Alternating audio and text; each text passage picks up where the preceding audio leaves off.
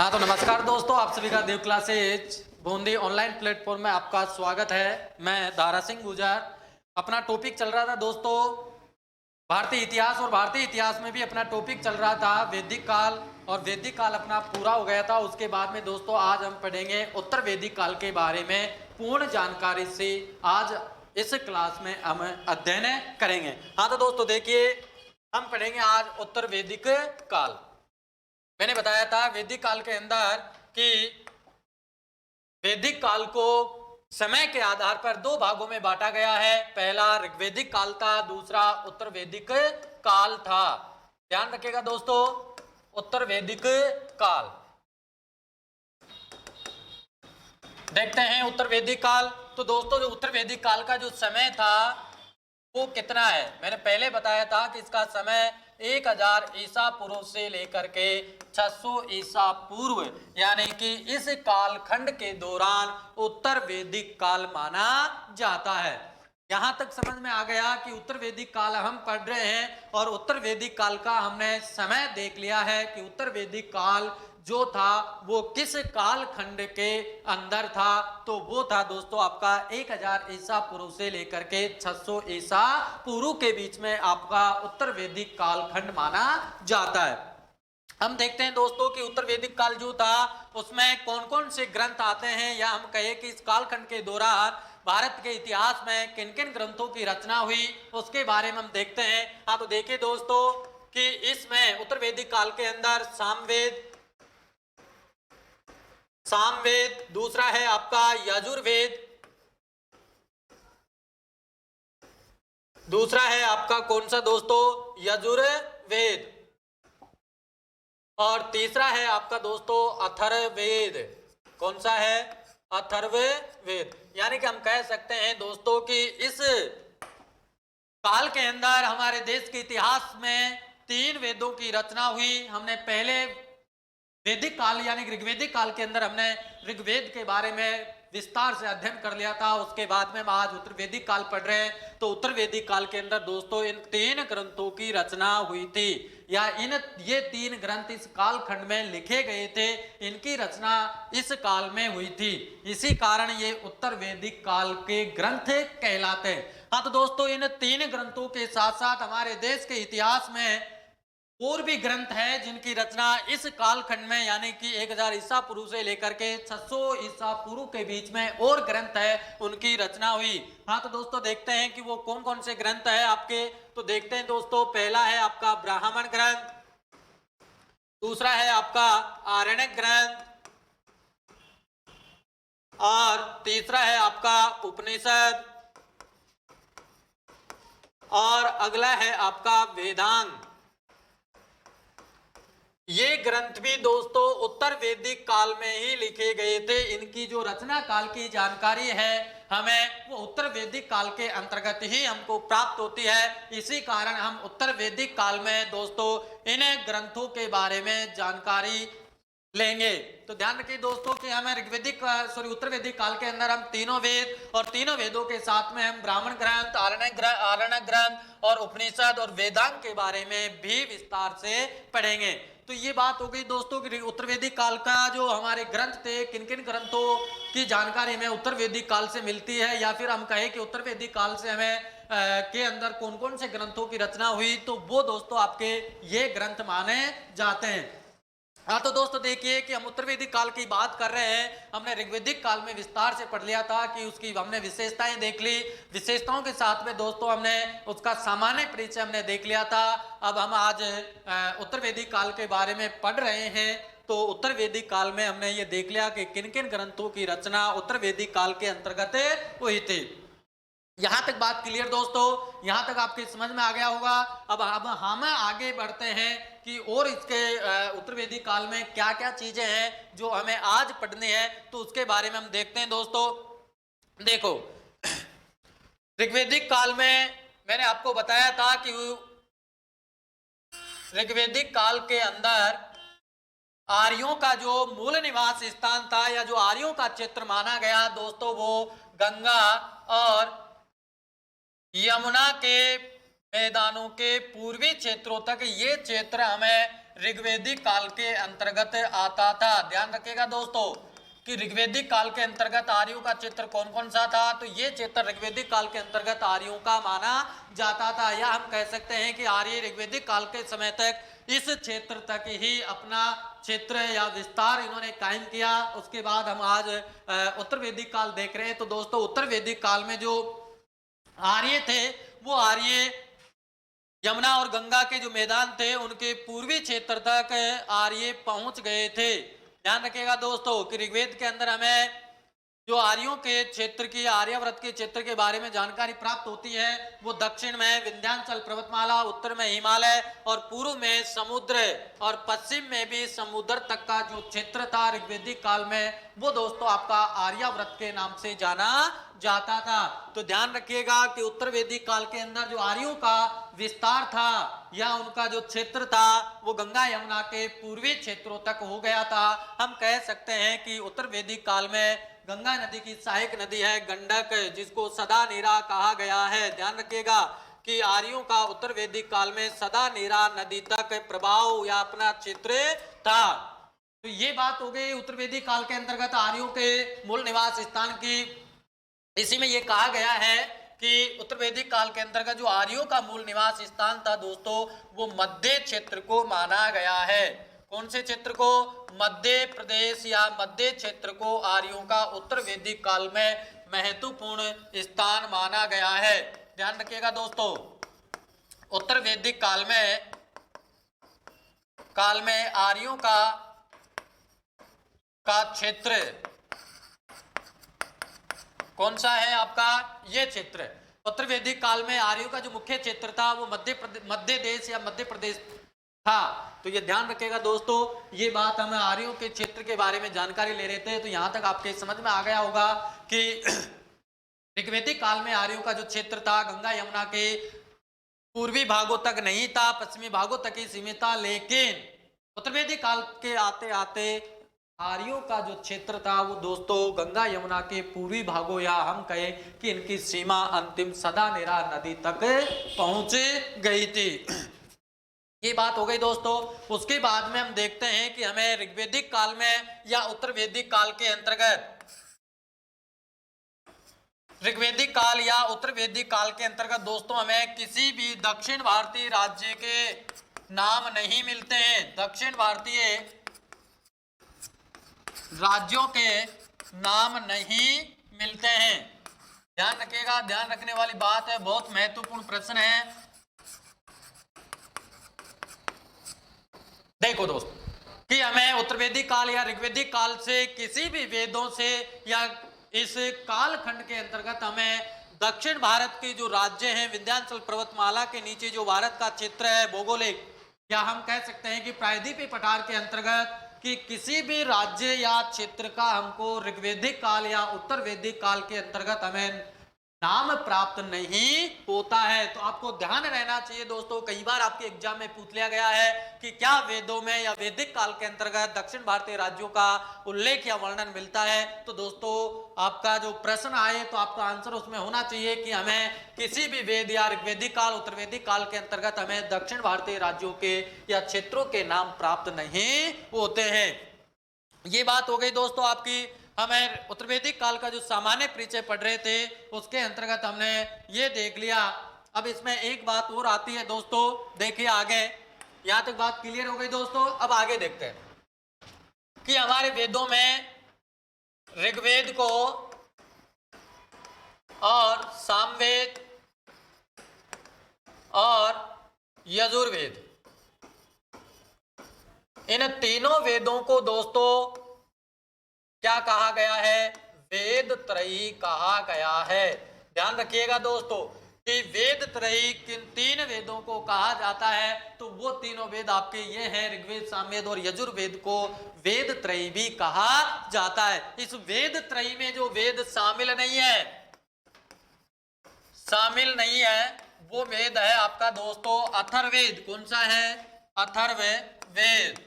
अथर्ववेद को इस वेद त्रयी में शामिल नहीं किया गया है।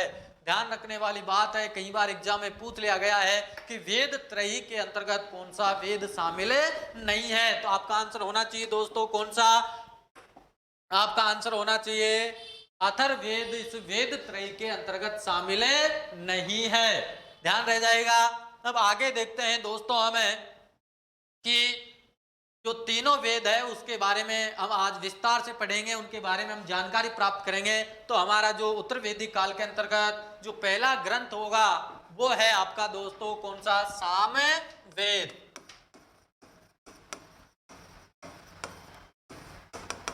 देखते हैं दोस्तों सामवेद, सामवेद के बारे में हम चर्चा करते हैं कि सामवेद क्या है क्या नहीं है इसके बारे में। तो देखिए जो हमारे भारतीय इतिहास के अंतर्गत जो सामवेद वेद है इसको भारतीय इतिहास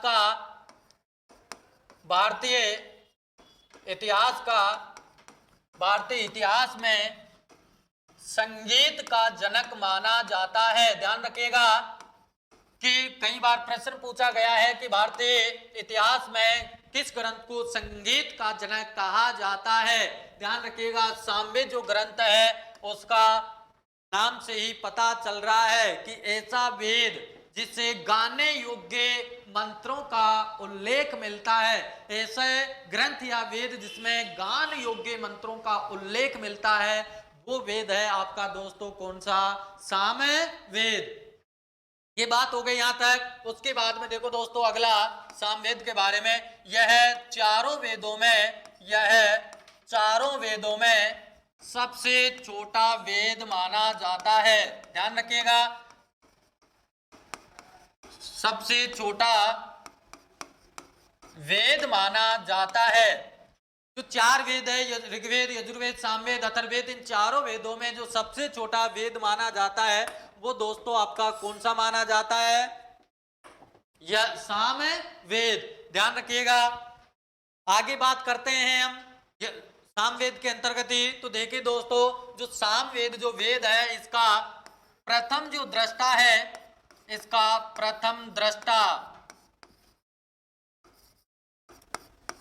जो दृष्टा है दोस्तों सामवेद का वो है दोस्तों जैमिनी। कौन है, जैमिनी।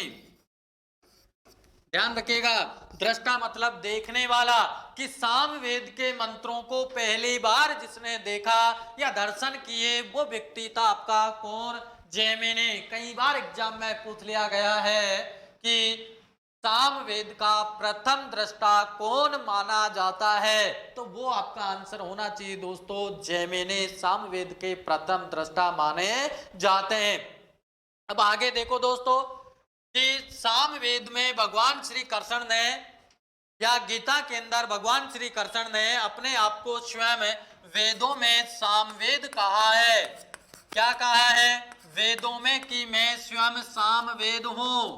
ये बात हमें कहां से प्राप्त होती है, गीता से प्राप्त होती है। ध्यान रखिएगा भगवान श्री कृष्ण ने गीता के अंदर कहा है कि मैं स्वयं वेदों के अंदर सामवेद हूं, ये भी ध्यान रखिएगा आप। उसके बाद में दोस्तों हमें एक उपनिषद है हमारे, तो उपनिषद क्या नाम है उस उपनिषद का, बृहदारण्यक एक उपनिषद है। इस उपनिषद में दोस्तों सामवेद और ऋग्वेद को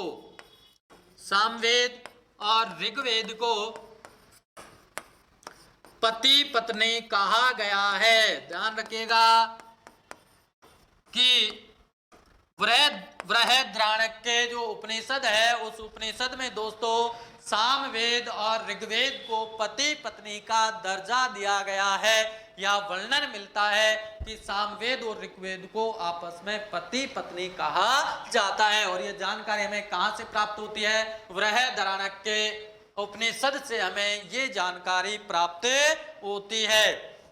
आगे देखो दोस्तों कि जो सामवेद है, सामवेद के मंत्रों को क्या कहा जाता है। तो देखिए दोस्तों सामवेद के मंत्रों को सामानी क्या कहा जाता है? सामानी कहा जाता है। ध्यान रखिएगा कि सामवेद के जो मंत्र है उसको क्या कहा जाता है? सामानी। और ये यहां तक बात क्लियर हो गई दोस्तों। उसके बाद में देखते हैं कि सामवेद के अंतर्गत जो मुख्य देवता माना जाता है, मुख्य देवता वो माना जाता है सविता या सूर्य देवता। तो ध्यान रखिएगा कि सामवेद का जो मुख्य देवता है वो आपका क्या है? सविता या सूर्य को सामवेद का मुख्य देवता माना जाता है। हाँ तो देखो दोस्तों, हमने ये बात यहाँ पढ़ ली है विस्तार से सामवेद के बारे में। सामान्य परिचय हमने देख लिया है। मैं आपको फिर एक बार दोबारा से रिपीट करवा देता हूँ कि हमने क्या क्या पढ़ा है, क्या क्या देखा है। तो देखो दोस्तों, जो सामवेद है हम उत्तर वैदिक काल के अंतर्गत पढ़ रहे हैं। उत्तर वैदिक काल में हमने पहला ग्रंथ आपका लिया सामवेद। तो दोस्तों देखो, हमने पहली लाइन जो देखी है, इसका पहली जो जानकारी हमने देखी है सामवेद के अंतर्गत, तो वो है दोस्तों कि इस सामवेद को भारतीय इतिहास का संगीत का जनक माना जाता है। कि प्राचीन भारत में जो संगीत का जनक जो ग्रंथ था वो दोस्तों आपका कौन सा माना जाता है? सामवेद को माना जाता है। ये बात यहां क्लियर दोस्तों, कोई डाउट नहीं? बिल्कुल। देखते हैं आगे कि सामवेद में जो चार वेद है, सॉरी उत्तर हमारे चार वेद है, चारों वेदों में जो सबसे छोटा वेद माना जाता है आपका, वो दोस्तों माना जाता है कौन सा? सामवेद। यहां तक बात क्लियर। आगे देखो दोस्तों कि जो सामवेद है इसका जो प्रथम दृष्टा माना जाता है वो जैमिनी को माना जाता है। किसको माना जाता है? दृष्टा का मतलब है देखने वाला, दर्शन करने वाला। तो सामवेद का पहली बार दर्शन करने वाला जो व्यक्ति था वो था दोस्तों कौन? जैमिनी। यहां तक बात क्लियर, यहां तक समझ में आ गया अपने। अब आगे देखते हैं कि देखो दोस्तों, भगवान श्री कृष्ण ने गीता के अंदर कहा है कि मैं चारों वेदों में से मैं स्वयं सामवेद हूं। ये बात स्वयं भगवान श्री कृष्ण ने गीता में लिखा है कि मैं यदि वेदों चारों वेदों में से मैं स्वयं हूं तो वो है कौन सा वेद में? सामवेद में अपने आप को बताया। ये बात यहां तक क्लियर। आगे देखो दोस्तों, हमारे उपनिषद है, उपनिषद में हमको एक उपनिषद है बृहदारण्यक उपनिषद। उस उपनिषद में हमें सामवेद और ऋग्वेद को आपस में पति पत्नी बताया गया है या एक जोड़े के रूप में बताया गया है। ध्यान रखिएगा दोस्तों, यहां तक बात क्लियर। आगे देखते हैं कि सामवेद की जो मंत्र है दोस्तों उसको क्या कहा जाता है? सामानी कहा जाता है।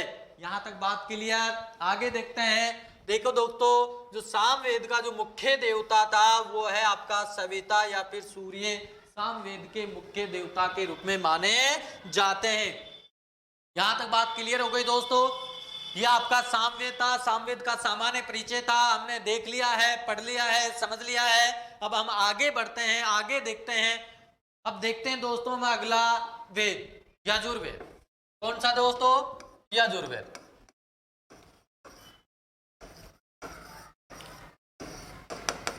यजुर्वेद देखते हैं दोस्तों। यजुर्वेद भी उसी कालखंड में लिखा गया था, तो समय लिखवाने समय कोई मतलब नहीं है, क्योंकि हम पहले देख चुके हैं कि तीनों वेदों का जो समय है वो 1000 ईसा पूर्व से लेकर के 600 ईसा पूर्व के कालखंड के अंतर्गत ये वेद रचे गए या लिखे गए।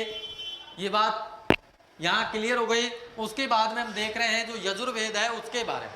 हाँ तो देखो दोस्तों, जो यजुर्वेद है आपका वो दोस्तों कर्म कांड पर आधारित है। किस पर?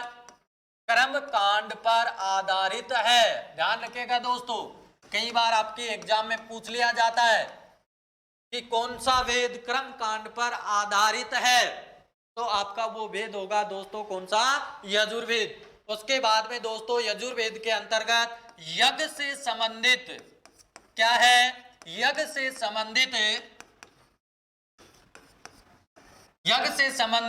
नियम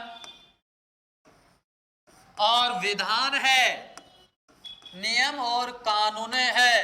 ध्यान रखिएगा कि हमें संसार में सबसे प्राचीन जो यज्ञ से संबंधित नियम और कानून हमें प्रमाणित या प्राप्त होते हैं वो हमारे किस ग्रंथ से होते हैं? यजुर्वेद से हमें इसकी जानकारी प्राप्त होती है। तो यहां तक बात क्लियर हो गई दोस्तों।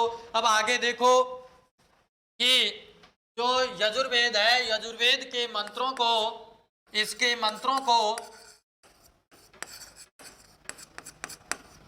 मंत्रों को क्या कहा जाता है?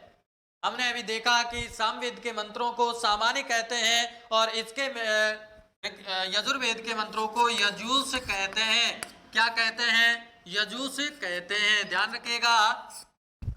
यहां तक बात क्लियर। उसके बाद में देखते हैं दोस्तों, ऐसा माना जाता है कि यजुर्वेद की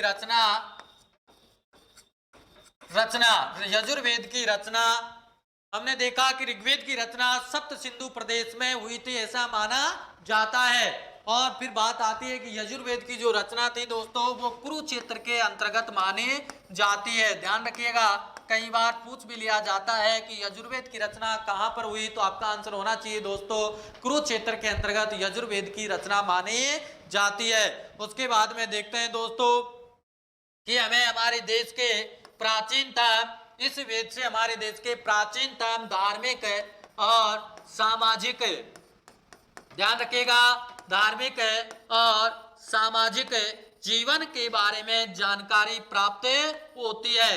किस वेद से हमें जानकारी प्राप्त होती है? तो वो वेद है आपका यजुर्वेद से दोस्तों हमें भारतीय प्राचीन समाज का जीवन और धर्म के बारे में हमें इससे जानकारी प्राप्त होते हैं।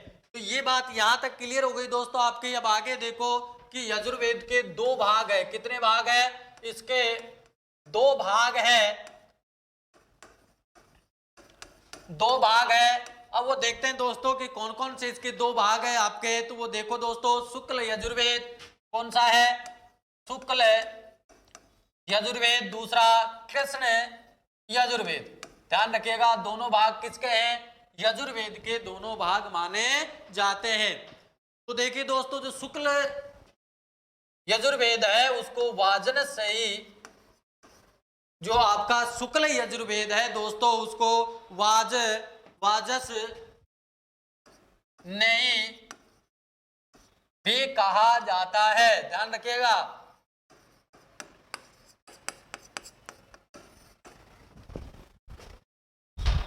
यजुर्वेद है, यजुर्वेद के दोस्तों दो भाग है, शुक्ल यजुर्वेद और कृष्ण यजुर्वेद। तो शुक्ल जो यजुर्वेद है दोस्तों उसको क्या कहा जाता है? वाजस देई भी कहा जाता है। ये बात हमने यजुर्वेद के बारे में सामान्य जानकारी का अध्ययन किया था दोस्तों, वो सामान्य जानकारी हो गई। अब हम इसको फिर से रिपीट कर लेते हैं, दोबारा से देख लेते हैं, दोबारा से पढ़ लेते हैं, दोबारा से समझ लेते हैं। तो देखिए दोस्तों, हम देख रहे थे यजुर्वेद का मतलब होता है दोस्तों यज्ञ से संबंधित नियम और कानून। ध्यान रखना, यज्ञ से संबंधित नियम और कानून जिस ग्रंथ में या जिस वेद में है वही यजुर्वेद कहलाता है। यहां तक बात क्लियर। उसके बाद में देखो दोस्तों कि यजुर्वेद जो आधारित है वो कर्म कांड पर आधारित माना जाता है। ध्यान रखिएगा कि कौन सा वेद भारतीय इतिहास में, कौन सा ग्रंथ कर्म कांड पर आधारित है, तो आपका आंसर होना चाहिए दोस्तों कौन सा? यजुर्वेद। उसके बाद में दोस्तों देखो कि यज्ञ से संबंधित जो नियम और कानून है जिस ग्रंथ में, वो ग्रंथ है आपका कौन सा दोस्तों? यजुर्वेद। यहां तक बात क्लियर। उसके बाद में देखो दोस्तों कि इसके जो मंत्र है दोस्तों क्या कहा जाता है? यजुष भी इसके मंत्रों को कहा जाता है। यहां तक बात क्लियर हो गई दोस्तों। आगे देखो कि जो यजुर्वेद की रचना मानी जाती है कि इसको कहां पर लिखा गया, तो दोस्तों इसको लिखा गया था कुरुक्षेत्र के अंतर्गत। ऐसा भी माना जाता है कि सरस्वती नदी के किनारे या कुरुक्षेत्र के अंतर्गत इस वेद की रचना हुई थी। यहां तक बात क्लियर दोस्तों। उसके बाद में देखें कि भारतीय इतिहास के अंतर्गत धार्मिक और सामाजिक जीवन की यदि जानकारी प्राप्त होती है तो दोस्तों आपका वो वेद है यजुर्वेद। यहां तक बात क्लियर हो गई दोस्तों। आगे देखते हैं कि यजुर्वेद को दो भागों में बांटा गया है, पहला शुक्ल यजुर्वेद, दूसरा कृष्ण यजुर्वेद। ध्यान रखना। उसके बाद में देखो दोस्तों कि शुक्ल यजुर्वेद को वाजसनेयी संहिता या वाजसनेयी भी कहा जाता है। यहां तक आपको समझ में आ गया, क्लियर हो गया होगा, ऐसी कोई डाउट वाली बात नहीं होगी शायद, क्योंकि अपन ने एक विस्तार से क्लियरिफिकेशन करके इसको आराम से इतने अच्छी तरीके से हमने इसको देखा। तो ये आपका जो यजुर्वेद है, यजुर्वेद की जानकारी हमने जो सामान्य जानकारी थी दोस्तों वो हमने प्राप्त कर ली है या पढ़ ली है। अब हम इसके बाद में देखते हैं आपका अगला वेद। आपका अगला जो वेद है दोस्तों वो है कौन सा? अथर्ववेद। अब देखते हैं दोस्तों अथर्ववेद के बारे में। अथर्ववेद, अथर्ववेद देखो दोस्तों, भारतीय इतिहास के अंदर या वैदिक काल के अंतर्गत जो सबसे अंतिम वेद माना जाता है, या जो ऐसा जो वेद जिसकी सबसे अंत में रचना हुई वो वेद है दोस्तों आपका कौन सा? अथर्ववेद। ध्यान रखना, कौन सा वेद माना जाता है वो दोस्तों आपका अथर्ववेद। ऐसा माना जाता है कि इसकी रचना जिसने की वो दोस्तों अथर्वा ऋषि के द्वारा। देखो दोस्तों मैंने दोनों ही लिख दिया कि इसकी रचना या इसके जो प्रथम दृष्टा थे वो थे दोस्तों आपके कौन? अथर्वा ऋषि। कौन थे? अथर्वा ऋषि। इस ऋषि के द्वारा ऐसा माना जाता है कि हमें अथर्ववेद की रचना हुई, या इसको पहली बार जो देखने वाले थे अथर्ववेद को वो थे आपके कौन? अथर्वा ऋषि। यहां तक बात क्लियर? समय वही है इसका आपका 1000 ईसा पूर्व से 600 ईसा पूर्व, ये कालखंड किसका है? अथर्ववेद का। तो इसकी रचना वेदों के अंतर्गत सबसे अंत में माने जाती है। तो देखिए दोस्तों मैंने आपको अभी पहले बताया कि इस वेद को वेद त्रयी से बाहर रखा गया है। इस वेद को वेद त्रयी से बाहर रखा गया है। ध्यान रखिएगा कि अथर्ववेद वेद त्रयी के अंतर्गत शामिल नहीं है। मैंने पहले भी आपको बताया था, अभी उत्तर वैदिक काल का जब सामान्य परिचय हम देख रहे थे तो उसमें भी हमने देखा कि उत्तर वैदिक काल के अंतर्गत मैंने बताया कि जो 4 वेद में से 3 वेद आपके वेद त्रयी के अंतर्गत शामिल है, लेकिन अथर्ववेद वेद त्रयी के अंतर्गत शामिल नहीं है। ध्यान रखिएगा। तो दोस्तों इसके देखते हैं कि इसके उपनाम भी है, हमें इसके उपनाम भी प्राप्त होते हैं। तो देखिए दोस्तों इसके कौन कौन से उपनाम हमें प्राप्त होते हैं वो देख लेते हैं। तो देखिए दोस्तों हमें इसके उपनाम ब्रह्मवेद, पहला मिल गया हमें ब्रह्मवेद। उसके बाद में दोस्तों इसको पुरोहितों का वेद, पुरोहितों का वेद दोगे। अगला देखते हैं दोस्तों इसे श्रेष्ठ वेद, 3 नाम हो गए। और भी इसके नाम मिलेंगे दोस्तों, महिवेद। कौन सा? महिवेद, 4 नाम हो गए। और भी इसके मिलेंगे दोस्तों हमें भेषज्य। क्या मिला? भेषज्य, सॉरी भेषज्य।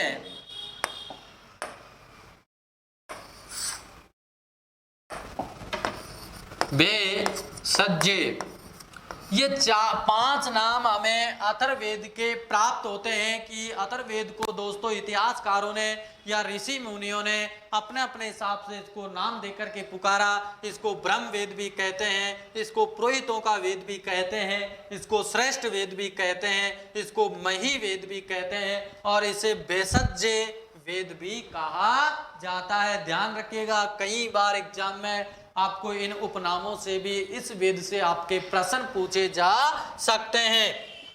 उसके बाद में देखते हैं दोस्तों कि हमें इस वेद से और क्या क्या चीजें प्राप्त होती है। तो देखिए दोस्तों कि हमें इस वेद से जादू टोना,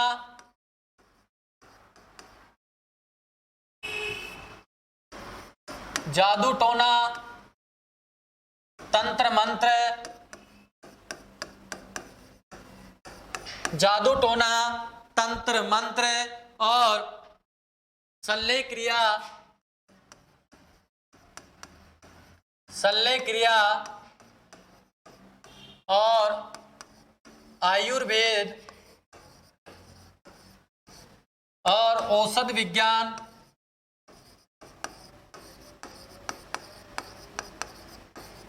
आयुर्वेद, औषध विज्ञान और लौकिक जीवन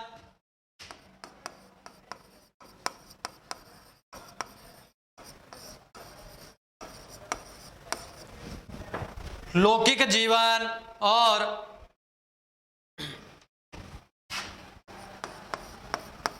चिकित्सा पद्धति।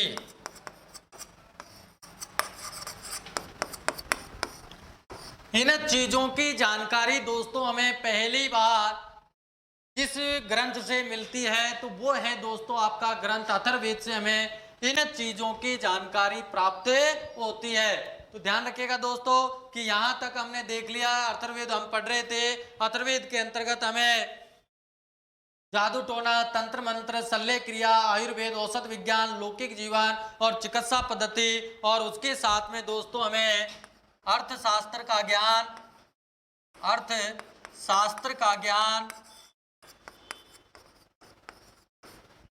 ज्ञान और राष्ट्रभाषा और राष्ट्रभूमि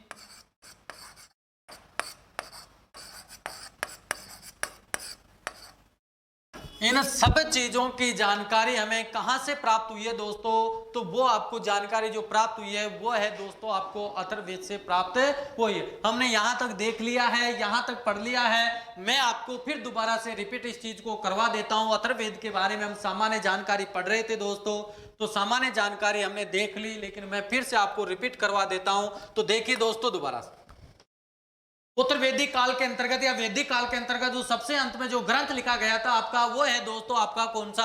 अथर्ववेद।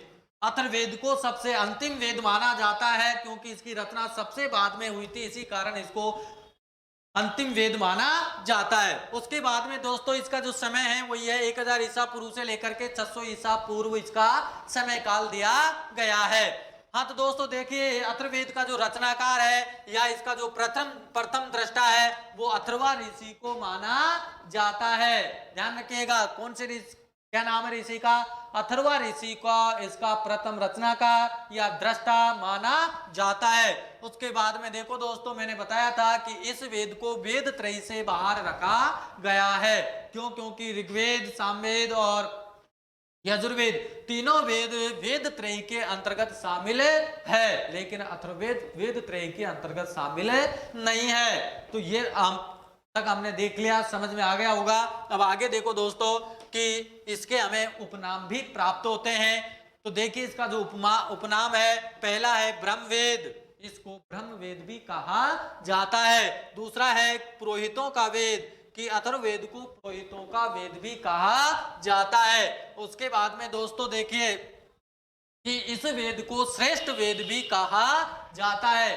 श्रेष्ठ वेद किस अथर्ववेद का नाम है, तो वो होगा आपका दोस्तों अथर्ववेद। उसके बाद में दोस्तों इसको महिवेद भी कहा जाता है, और फिर इसका अंतिम नाम मिलता है हमें वेदसज्जे भी इस वेद को कहा जाता है। 5 इसके उपनाम हो गए, 5 आपको याद रखना पड़ेगा क्योंकि कई बार एग्जाम में दोस्तों उपनाम से भी इसके कई प्रश्न पूछे गए हैं, इसलिए आपको इसके उपनाम भी याद करने पड़ेंगे। यहाँ तक बात क्लियर हो गई। अब हमें देखते हैं कि अथर्ववेद से हमें किन किन चीजों की जानकारी हमें प्राप्त होती है। वो देखते हैं दोस्तों कि हमें अथर्ववेद से जादू टोना और तंत्र मंत्र की जो जानकारी प्राप्त होती है हमारे प्राचीन भारतीय इतिहास में, इतिहास के अंतर्गत, तो वो है दोस्तों आपका कौन सा? अथर्ववेद के अंतर्गत हमें इन चीजों की जानकारी प्राप्त होती है। उसके बाद में दोस्तों हमें कि हमारे देश में जो शल्य क्रिया के जो प्रमाण मिलते हैं लिखित, वो हमें कहां से प्राप्त होते हैं? अथर्ववेद से हमको ये चीज प्राप्त होती है। यहां तक बात हो गई दोस्तों। आगे देखते हैं कि हमें अथर्ववेद के अंतर्गत आयुर्वेद और औषध विज्ञान है, उसके बारे में भी जो लिखित जानकारी प्राप्त होती है दोस्तों, वो हमें कहां से होती है? वो अथर्ववेद से हमें इसकी जानकारी प्राप्त होती है। उसके बाद में देखिए दोस्तों, जो लौकिक जीवन है, लौकिक जीवन की जानकारी भी हमें अथर्ववेद से ही प्राप्त होती है। यहां तक हमने देख लिया, समझ लिया। अब आगे देखो दोस्तों और कि हमें अथर्ववेद से प्राचीनतम चिकित्सा पद्धति के प्रमाण भी प्राप्त होते हैं। यहां तक बात क्लियर हो गई दोस्तों। उसके बाद में देखो कि हमें अर्थशास्त्र के बारे में जो ज्ञान प्राप्त होता है वो भी हमें अथर्ववेद से ही प्राप्त होता है। उसके बाद में दोस्तों हमें जो राष्ट्रभाषा और राष्ट्रभूमि की जो जानकारी हमें प्राप्त होती है वो दोस्तों हमें कहां से प्राप्त होती है, अथर्ववेद से हमें इसकी जानकारी प्राप्त होती है। हाँ तो दोस्तों देखिए, हमने अथर्ववेद के बारे में सामान्य जानकारी हमने पढ़ा है। हम जब उत्तर वैदिक काल की विशेषता अगली क्लास में जब हम पढ़ेंगे तो दोस्तों तीनों वेदों के बारे में विशेषताओं के अंतर्गत हमें कौन कौन सी उत्तर वैदिक काल की जो विशेषता है वो इन तीनों वेदों के रूप में हमें पढ़ लेंगे। और साथ साथ में हमने बताया कि ब्राह्मण और आरण्यक और जो आपके उपनिषद वेदांग हैं उनके बारे में भी हम जानकारी प्राप्त करेंगे। हाँ तो दोस्तों देखिए कि अथर्ववेद के अंतर्गत सभा और समिति को मैंने बताया था, ऋग्वेदिक काल के अंतर्गत सभा और समिति का हमें प्रमाण मिलता है, 8 बार और 9 बार उनका उल्लेख हुआ है। तो उनकी जानकारी भी हमें अथर्ववेद में मिलती है। क्यों? क्योंकि अथर्ववेद के अंतर्गत दोस्तों सभा और समिति को प्रजापति की 2 पुत्रियां कहा गया है। ध्यान रखिएगा दोस्तों, अथर्ववेद के अंतर्गत सभा और समिति को क्या कहा गया है? प्रजापति की पुत्रियां। अथर्ववेद में ही सभा को नरिष्ठा भी कहा गया है। ध्यान रखिएगा। तो ये अपने दोस्तों अथर्ववेद में जो सामान्य जानकारी थी वो दोस्तों हमने देख ली है, पढ़ ली है। अब हम कल जो अगली कक्षा होगी दोस्तों उस कक्षा में हमें उत्तर वैदिक काल की विशेषताओं के बारे में हम अध्ययन करेंगे। तो दोस्तों आज हमने तीनों वेदों के बारे में सामान्य जानकारी के बारे में अध्ययन किया।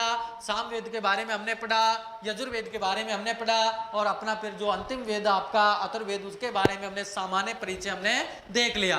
अब हम जो अगली क्लास होगी दोस्तों हमारी वो होगी उत्तर वैदिक काल की विशेषताएं। तो विशेषताओं हम देखेंगे सामाजिक जीवन, आर्थिक जीवन, धार्मिक जीवन और उसके बाद में सामाजिक जीवन और राजनीतिक जीवन के बारे में हम चर्चा करेंगे अगली कक्षा में। तो दोस्तों आप हमारे साथ लगातार बने रहिए और देव क्लासेज बूंदी यूट्यूब चैनल को भी आप सब्सक्राइब करें, लाइक करें और अपने दोस्तों को भी उसको लाइक और शेयर करने के बारे में आप बताइए। और हमारी क्लास को आप रोजाना देखिए। यदि कोई समस्या होती है, आपके मन में कोई डाउट होता है, कोई प्रश्न उठता है तो दोस्तों आप चैनल के अंदर आप कमेंट करके हमें बता दीजिएगा कि हमें सर ये समस्या है, इस बात के अंदर ये डाउट है। तो हम दोस्तों उसको हम क्लियर कर देंगे। हम आपको जो समस्या आपके अंदर डाउट है उसका हम आराम से इतना अच्छी तरीके से क्लियरिफिकेशन करेंगे कि आपको समस्या का समाधान हो जाएगा। हाँ तो दोस्तों नमस्कार, आप सभी का बहुत बहुत धन्यवाद।